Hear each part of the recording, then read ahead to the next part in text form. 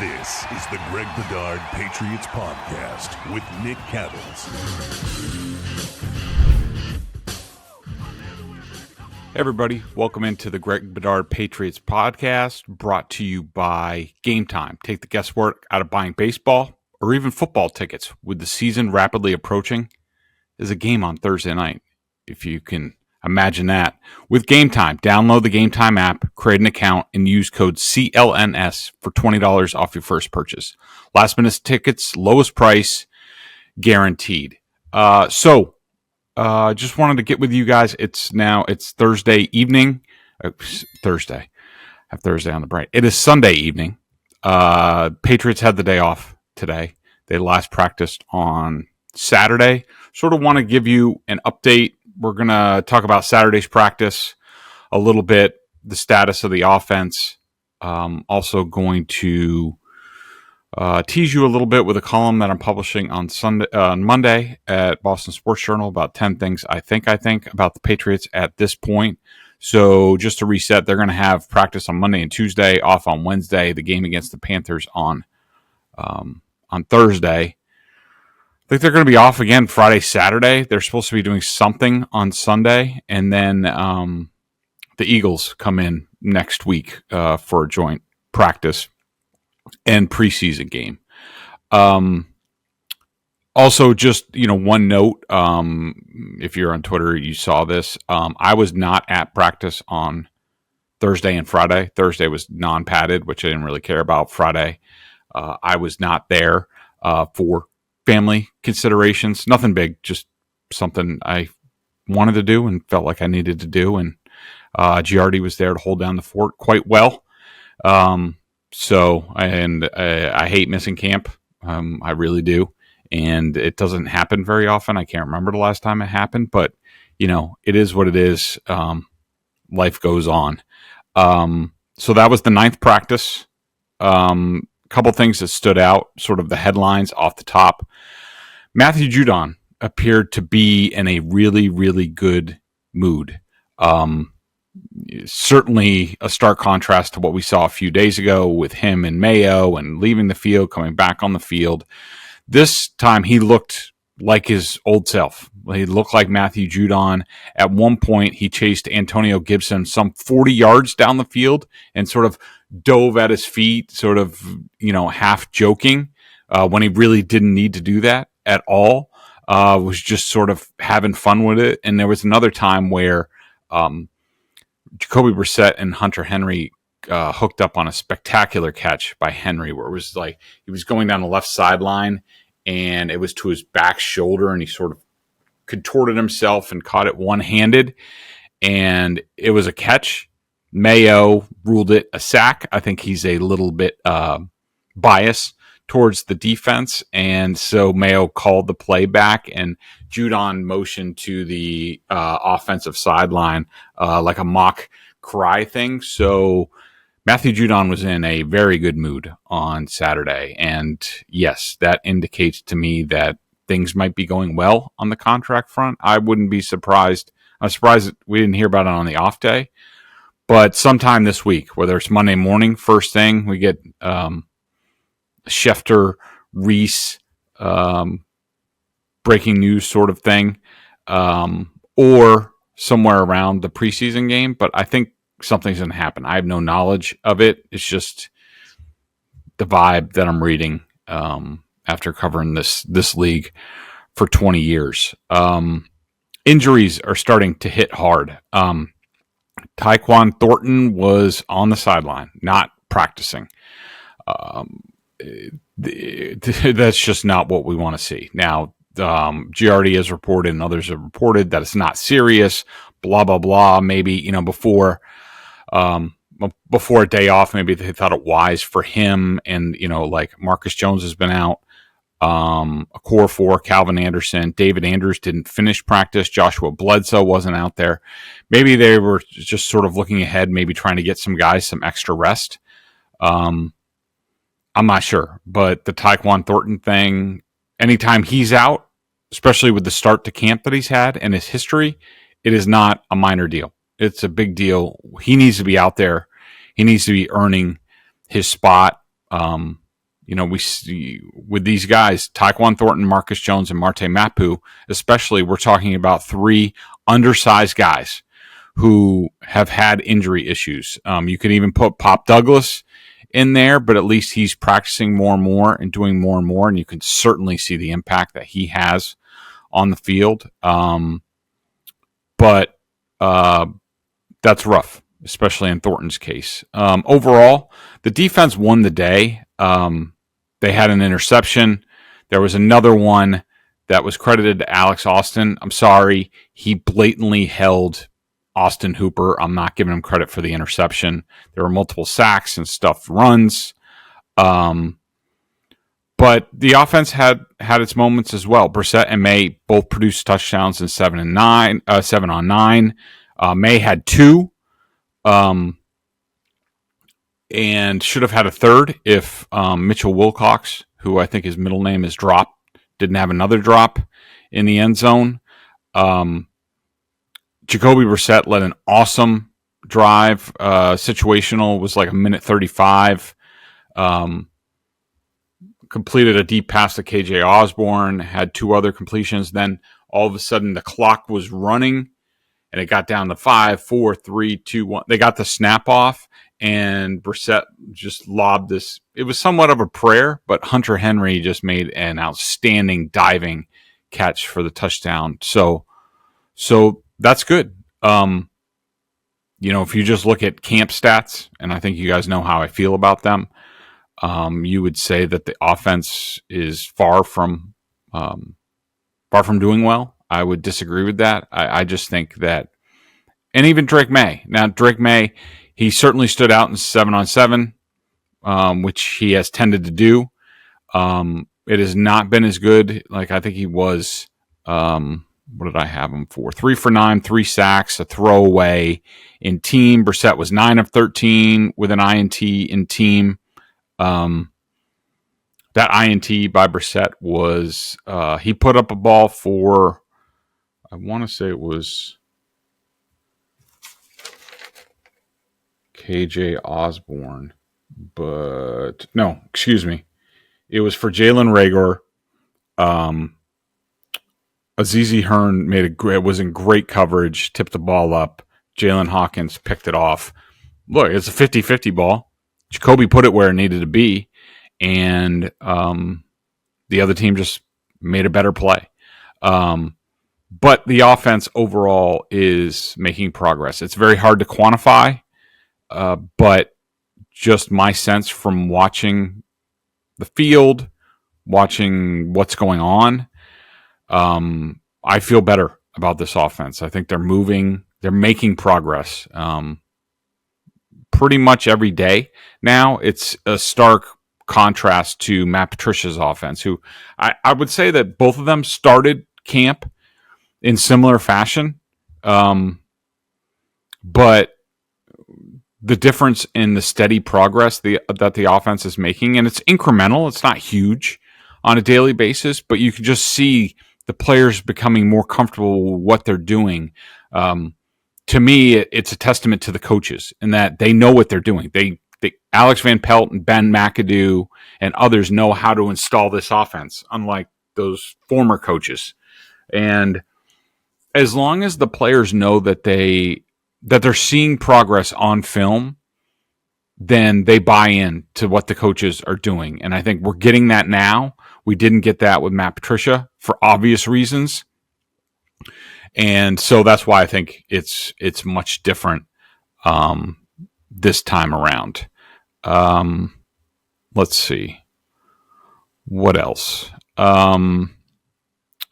David Andrews at one point took himself out of team periods. Now, I'm not sure if that was predetermined or what, but and he also missed a few days with his kid was in the hospital, so maybe they just wanted to bring him along slowly. I'm not really sure, but that always causes an issue because now Nick Leverett, who is solid as a center, moves up to the first unit. I like him. He's got this spunk.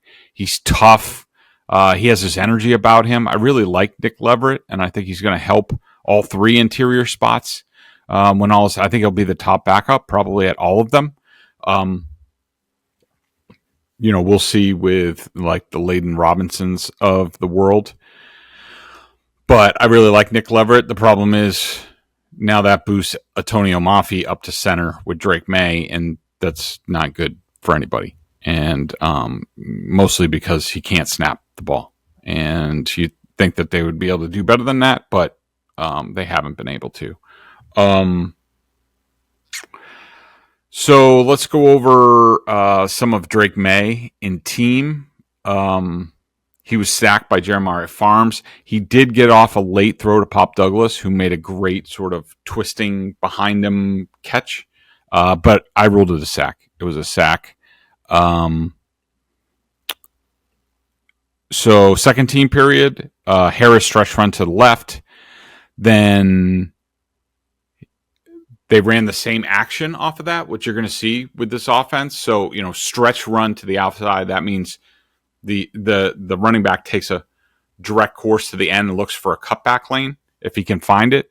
But it's a long handoff. I think Peyton Manning used to have to do this in his offense. So, and then what you'll do the next time around is you'll fake it, and then all of a sudden, because the defense is going that way, you'll leak somebody out behind. So what Maye did was he executed the play action, and then he had sort of a panic throw over the middle to Javon Baker, and the safety, I'm not sure exactly who it was because things were going fast. If it was a real game, Javon Baker would have been completely blown up, or the safety would have picked it off in front of him. It was a hospital ball over the middle, and then on third down, incomplete, out of bounds to KJ Osborne. So team period, 1:32 on the clock, appeared to need a field goal. Incomplete to Harris on a swing pass to the left. The pass was a little bit behind him. I ruled it a drop, but it wasn't a great pass. Harris left end sweep. Complete to Mitchell Wilcox down the middle for about 14 yards. Complete to Jalen Polk on a bullet out pass. Diving snag by Polk. Good placement by Maye. Good velocity. Clocked it. And then had a sack throwaway. Certainly shows the arm difference between Maye and Mac Jones. There's no way Mac Jones, I think, could have gotten that ball out of bounds. Maye was able to, off his back foot, just get it out of there. And I'm pretty sure that led to it's at least over 50 yards from where I was sitting. I thought it was 58 yards for Joey Sly into a crosswind. So that was impressive.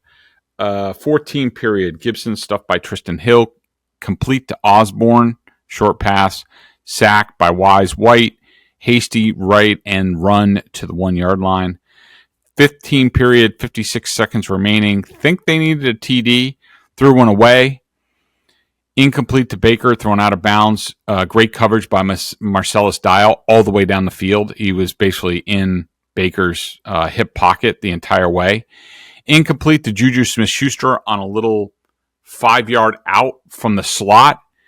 But JuJu Smith-Schuster slipped again. When he's not dropping passes, he's slipping. And then incomplete, batted down at the line. So not a lot of success for Drake Maye in those team periods, but I'm starting to come over to the point of view that he's being a little limited, not totally, but a little limited by what's around him, especially with the offensive line. I would be very interested to see if Drake Maye gets snaps with the first team unit. That's a delicate balance that these coaches have to navigate, because one of my big takeaways from watching practice on Saturday is that if this isn't Jacoby Brissett's team right now, it feels like it's pretty close. And that's no slight on Drake Maye. Look, Jacoby Brissett's a veteran. He's been around. He's playing well, mostly because he's been in the system before. He's playing with representative players. But if that's the case, if Jacoby is just about solidified himself that he's the quarterback of this team, at least to start the season, which I'm in favor of, do you want to mess with that?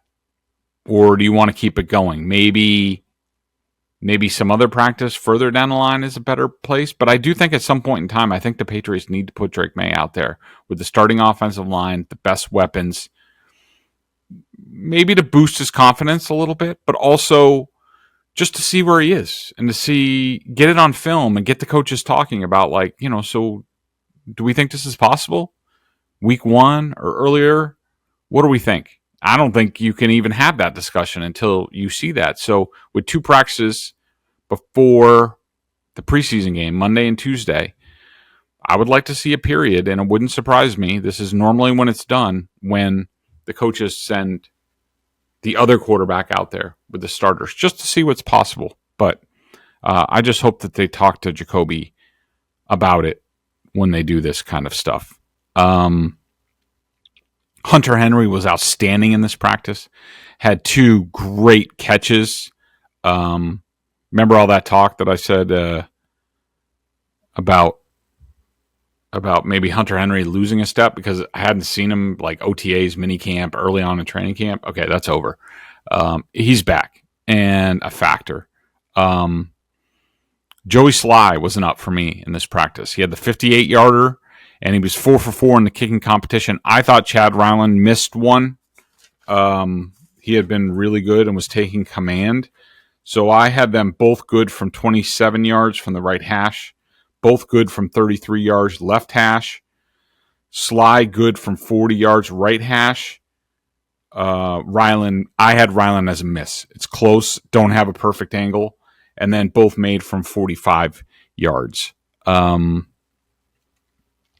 Like I said, I do think Drake Maye looked really good in the red zone, 7-on-7. His decisiveness, ball delivery. It's when the offensive line gets out there, things get a little bit wonky. His footwork gets a little bit wonky, but 7-on-7, he looks really good. Down for me, big one is JuJu Smith-Schuster. I don't know what they're doing with him out there. Maybe they're hoping to showcase him in a preseason game. Maybe some team gives up a 7th round pick. That's a little bit cap-wise, it's a little bit better for the team if that happens. Or they're just saying, just making sure with injuries and things like that, they're just prolonging it. But I don't, unless there's some injury or what have you, I don't think there's much of a chance of JuJu making this team. Also down Drake Maye and team. 3 for 9 with 3 sacks is 3 for 9 with 3 sacks, but it's not all his fault. Don't confuse things. And Tyquan Thornton missing practice. Can't happen. Another big development that I don't know what to make of. So Chukwuka 4 and Calvin Anderson were both out of this practice with injuries. So that's 2 out of your top 3 tackles. But this marked the 3rd straight practice with Vidarian Lowe starting at left tackle. Caden Wallace is at right tackle. I don't understand that. Now, I know it's certainly in this practice I understood. Maybe they were only going to do Vidarian Lowe for 2 days, but because of the injuries, it necessitated a 3rd day. Still, it seems like the offensive line's been better with Caden Wallace at left tackle and a core 4 at right tackle. So if that's the case, why not go back to Caden Wallace and let Vidarian Lowe rep at right tackle? So I really don't know what to make out of what they're doing with the offensive tackle. It's mildly concerning, but I will say things seem to be coming together on the offensive line and with the offense as a whole. So I'm not overly alarmed. I think these coaches are showing me and showing the players that they know what they're doing. So I'm not going to be too concerned about that right now, but I reserve judgment, as always, to change my mind. We'll take a break and be back and talk a little bit about things I think. It's the middle of the summer. It's hot. But you know what summer means to me? Baseball. I love going to the park. I love supporting the Old Town team. And when I want to go see my favorite team, Game Time is the perfect place to go. Game Time is an authorized ticket marketplace of Major League Baseball, which makes getting tickets faster and easier.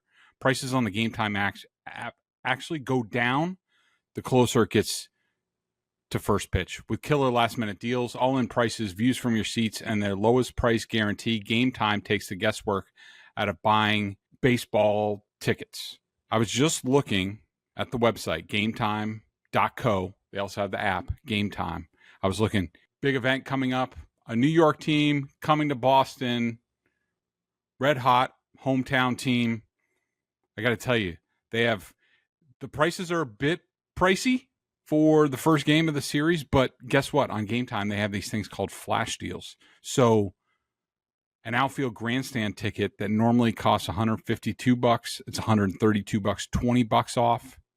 That'll get you in the park. That'll get you a good view. Nobody in front of you, no poles in front of you. That's the kind of stuff you find when you go over to Game Time. You know what I also love about Game Time? Well, there's a few things, okay? I love seeing the view from your seat on my phone before you buy. That's a must. I won't buy tickets from any place unless it has that. Game Time has it. Also, the all-in pricing shows your total cost up front. You know, you go to these other sites and you're like, oh, that's a good deal. Suddenly you get to the end and there's all these fees and taxes and other things, and all of a sudden you're paying double than what you thought. That does not happen at Game Time. So make sure you get over there. Take the guesswork out of buying MLB tickets with Game Time. Download the Game Time app, create an account, and use code CLNS for $20 off your first purchase. Terms apply. Again, create an account and redeem code CLNS for $20 off. Download Game Time today. Last minute tickets, lowest price, guaranteed. Okay, so I am publishing a column on Monday morning. I already wrote it. It's 10 things I think. Some of the things I've touched on in this podcast already.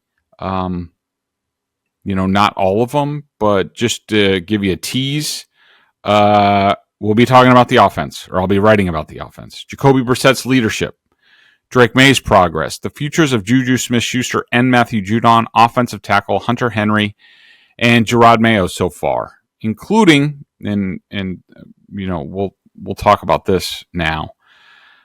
It sure sounded to me the other day that Gerard Mayo was calling out Christian Gonzalez. So let me set this up by, this was a question in the transcript. I heard it in the press conference. Someone asked, we've seen some cornerbacks rotate through. I'm just curious about the depth there with guys like Marco Wilson and Isaiah Bolden. How do you feel like you guys are behind Gonzo and Jonathan Jones? So basically the premise of the question was to say that we all know Christian Gonzalez and Jonathan Jones are good to go. They're starters, what have you. Basically bypassing those guys, which I don't disagree with. They're going to be starting. But listen to Gerard Mayo's answer, and let me see if you picked up what I did. This is Mayo. We feel pretty good at this time. Once again, those guys have to earn a role on this team, and it's not really just defense. You want your corners to be able to play special teams as well, so the battles will continue. Even with Gonzo, he has to go out here each and every day and push it. I always tell these guys that success is rented and not owned, and the rent is due every day, and that applies to Gonzo as well. When I heard that, I was like, whoa. That was kind of like out of nowhere, that the questioner was bypassing Gonzalez. Basically, he wasn't part of the question. It was just like, okay, we know you guys are solid there. You guys are good there with Christian Gonzalez and Jonathan Jones, but what about these other guys? And Mayo seemed to say, like, whoa, wait a minute. Like, don't put Gonzo in that category yet, because he hasn't done a good enough job. To me, it was Mayo calling out Christian Gonzalez, which I don't mind. I applaud. Love it. Mayo has indicated to us that he is going to use the media to send messages to players. He talked about how he watches their press conferences. They watch his press conferences. He was a player. He understands all this stuff. probably reading between the lines of what Belichick was saying. But to me, it's clear he was calling out Christian Gonzalez, who, let's be honest, he's been inconsistent to start camp. Some days he looks awesome. Other days he looks kind of pedestrian. That's not to say I think he's pedestrian or anything like that, but I think Mayo's trying to kick him in the butt a little bit and be like, dude, we need you to be a lockdown guy for us if we're going to be anything on defense. If we're going to win with our defense, we're going to take care of the ball, we're going to run the ball. That's our formula. And for us to do that, like, you got to be Pro Bowl, if not all pro level for us. Don't be thinking you accomplished anything as a rookie because you didn't. And you're starting over at zero because you're coming back from injury. And I really like that from Mayo. And I like the accountability. I like the message that it sends. And I bet you we do see a different Gonzalez. Not that he was bad or anything like that, but I do think we're going to see an uptick from Gonzalez, or at least that was the aim of that. So it's interesting. So I think that'll about do it for this version of the Greg Bedard Patriots podcast. Make sure you guys get the Game Time app. I have it. I use it. I love check the seats. There's the pricing fluctuates. They have deals on there. Say you're outside the ballpark, you want to go, you don't like the tickets, but if you go out, you wait out, you have the app, just wait, maybe first inning, maybe it goes way down. That can happen with Game Time. I've also used it with concerts. I love it. And I love being able to choose your seat because that's a must with me. So make sure you download the Game Time app, create an account, and use code CLNS for $20 off your first purchase. Last minute tickets, lowest price, guaranteed. So we will be back. Probably Nick and I will be back on probably Tuesday after the last practice before the preseason game. Sort of take stock of what's going on leading into that game, some of our thoughts about the game. Then we'll be back to review the game later in the week. But as always, thanks so much for listening, supporting us. Make sure you check out BSJ, $50 for the year. That's it. You get me and Giardi on Patriots. Obviously, you're a Patriots honk, which we love. So come on over. And plus, with the preseason starting up, I just found out I'll have access to preseason film again, which you can't get, I don't think, anymore, or you haven't been able to get at NFL Game Pass or whatever the heck it's called now. But I will have film, and I will be sharing film on the site, starting with this game throughout the season. That's what we do, me and Giardi, and break it down along with all our sources to give you the inside information. So please, if you haven't yet, please join us. We'd love to have you over there. But thanks for listening, and we will talk to you next week.